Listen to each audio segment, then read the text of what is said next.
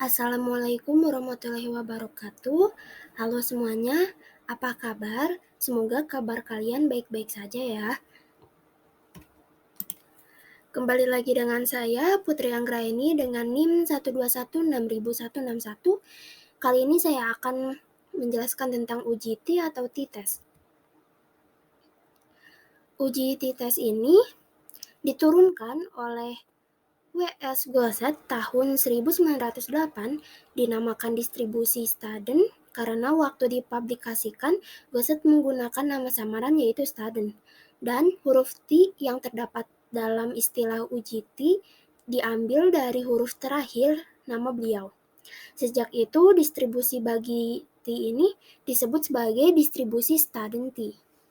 Fungsi dari uji ini yaitu untuk menguji rata-rata suatu sampel dan untuk membandingkan rata-rata dua sampel ada tidaknya perbedaan rata-rata tersebut.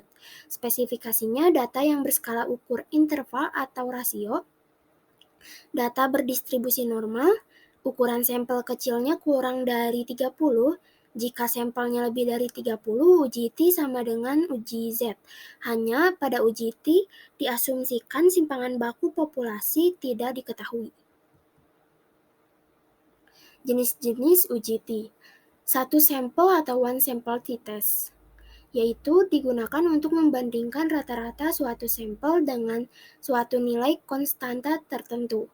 Contohnya, rata-rata berat badan mahasiswa kelas 2A adalah 52 kg.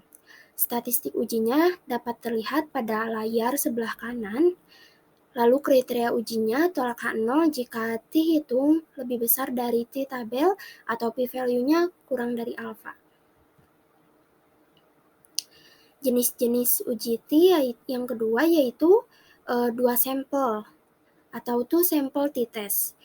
Nah, ini tuh terbagi lagi menjadi dua, ada yang dua sampel berpasangan dan yang kedua itu dua sampel bebas. Yang pertama kita bahas dulu tentang dua sampel berpasangan, yaitu membandingkan rata-rata dua grup yang saling berpasangan. Sampel dengan subjek yang sama namun terdapat dua perlakuan atau kejadian berbeda. Contohnya rata-rata berat badan mahasiswa kelas 2A sebelum adanya pandemi COVID-19 dan sesudah adanya pandemi COVID-19 berbeda. Statistik ujinya dapat terlihat pada layar sebelah kanan. Nah, selanjutnya kita masuk ke yang dua sampel bebas. Membandingkan rata-rata dua grup yang tidak saling berpasangan, yaitu dua subjek yang berbeda. Contohnya rata-rata berat badan mahasiswa kelas 2A dan kelas 2B itu berbeda. Statistik ujinya dapat terlihat pada layar sebelah kanan. Selanjutnya kita masuk ke contoh kasus. Seorang peneliti ingin mengetahui efektivitas penggunaan pupuk A terhadap produktivitas tanaman padi. Peneliti tersebut melakukan uji pada 10 petak sawah dan hasilnya masing-masing per ton. Dan diketahui rata-rata produktivitas nasional adalah 5 ton. Dengan alfa 5%, ingin diketahui apakah rata-rata produktivitas tanaman padi dengan penggunaan pupuk A sama dengan rata-rata produktivitas nasional. Nah, untuk datanya sendiri sudah terlihat pada layar sebelah kanan yang terdapat tabel ya. Nah, selanjutnya sebelum masuk ke SPSS, pertama-tama kita buat hipotesis statistik terlebih dahulu.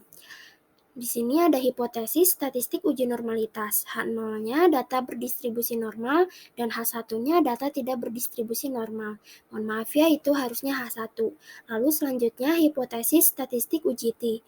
H0-nya rata-rata produktivitas tanaman padi dengan penggunaan pupuk A sama dengan rata-rata produktivitas nasional. H1-nya rata-rata produktivitas tanaman padi dengan penggunaan pupuk A berbeda dengan rata-rata produktivitas nasional. Alfanya yaitu 5%. Lalu ini adalah tampilan awal saat kita membuka SPSS. Klik variabel view yang di bawah. Lalu masukkan pada kolom pertama itu produktivitas. Nah, desimalnya di sini saya isi 1 karena tadi kan di datanya ada komanya ya 1. Terus untuk measurenya itu scale. Setelah itu kita pindah ke data view. Nah, masukkan semua data yang ada di tabel tadi ke SPSS.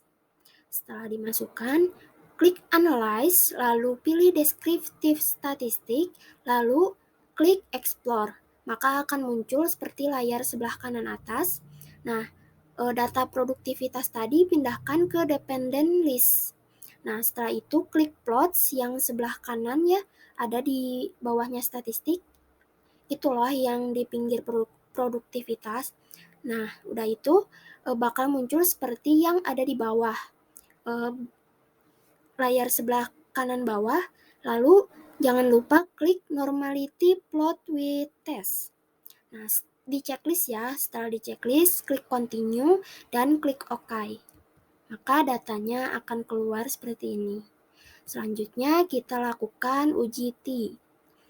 Pergi ke Analyze, lalu klik yang Compare Means, lalu pilih yang One Sample T-Test. Setelah itu akan muncul seperti yang ada di bawah, layar kanan bawah, lalu datanya itu pindahkan ke test variable. Nah, setelah itu yang test value-nya itu isi 5. Setelah itu klik OK, maka datanya akan keluar. Nah, setelah itu kita masukkan ke laporannya, yaitu hipotesis statistik uji normalitas dengan H0 data berdistribusi normal dan H1-nya data tidak berdistribusi normal dengan alfa 5% dan kriteria ujinya tolak H0 jika dihitung lebih besar dari T tabel atau p-value-nya kurang dari alfa. Nah, berdasarkan hasil SPSS tadi, diperoleh nilai dihitung sama dengan 4,583 dan p-value-nya 0,001.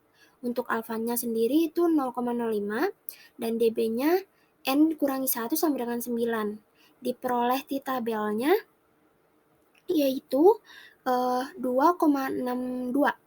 Jadi, dihitung lebih besar dari T-tabel dan p-value-nya itu kurang dari alfa, maka H0-nya ditolak. Kesimpulan yang dapat kita ambil yaitu berdasarkan hasil tersebut dapat disimpulkan bahwa rata-rata produktivitas tanaman padi dengan penggunaan pupuk A berbeda dengan rata-rata produktivitas nasional. Selanjutnya, di sini terdapat kasus kedua, yaitu akan diteliti mengenai perbedaan penjualan sepeda motor merek A di sebuah kabupaten sebelum dan sesudah adanya ketetapan kenaikan pajak kendaraan. Data diambil dari 15 dealer, data yang diperoleh seperti tabel yang terlihat pada layar ya. Apakah ada perbedaan penjualan sebelum dan setelah adanya ketetapan kenaikan pajak kendaraan? Seperti biasa, yang pertama, kita buat hipotesis statistik. Nah, hipotesis statistik uji normalitas, H0-nya data berdistribusi normal dan H1-nya data tidak berdistribusi normal. Hipotesis statistiknya, H0-nya rata-rata penjualan sepeda motor merek A di sebuah kabupaten sebelum dan sesudah adanya ketetapan kenaikan pajak kendaraan adalah sama.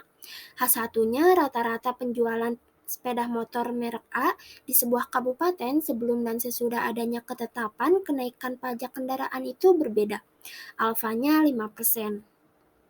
Lalu kita buka SPSS, setelah itu klik variable view, lalu masukkan di kolom pertama itu sebelum dan di kolom kedua itu sesudah. Di sini saya desimalnya dikosongkan.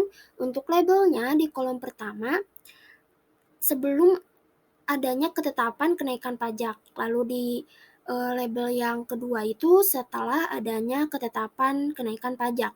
Nah, untuk measurenya itu dua-duanya scale.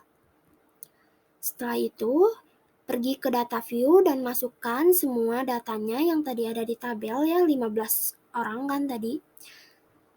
Setelah itu, klik Analyze, lalu Descriptive Statistic, lalu klik Explore, lalu masukkan kedua data itu ke dependent list, lalu klik plots, checklist yang normality, plot with test, lalu continue dan OK.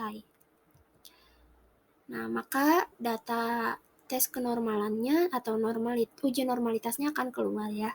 Setelah itu kita akan menguji uji t-test yang one sample. Nah, di sini kita klik analyze, lalu pilih compare means, lalu pilih yang paired sample t-test. Setelah itu, yang datanya itu yang sebelum itu masukin ke variabel 1 dan yang setelah itu ke variabel 2. Setelah itu klik OK, maka datanya akan keluar seperti ini. Lalu kesimpulannya itu kriteria ujinya tolak H0 jika T-hitung lebih besar dari T-tabel atau P-value-nya kurang dari alfa. Berdasarkan hasil SPSS tadi diperoleh nilai T-hitungnya itu sama dengan 1,031 dan P-value-nya itu 0,32. Untuk alfanya 0,05 dan dB-nya itu N-1 sama dengan 14. Diperoleh T-tabelnya itu 2,144. Jadi T-hitungnya itu kurang dari T-tabel dan P-value-nya itu lebih besar dari alfa. Maka H0-nya diterima. Kesimpulan yang dapat kita ambil berdasarkan hasil tersebut yaitu secara empiris belum cukup bukti untuk menyatakan bahwa rata-rata penjualan sepeda motor merek A di sebuah kabupaten sebelum dan sesudah adanya ketetapan kenaikan pajak sebelum dan sesudah adanya ketetapan kenaikan pajak kendaraan berbeda. Nah, kita sudah sampai di penghujung presentasi. Terima kasih atas perhatian kalian semua. Sampai sini saja presentasi saya kali ini. Wassalamualaikum warahmatullahi wabarakatuh.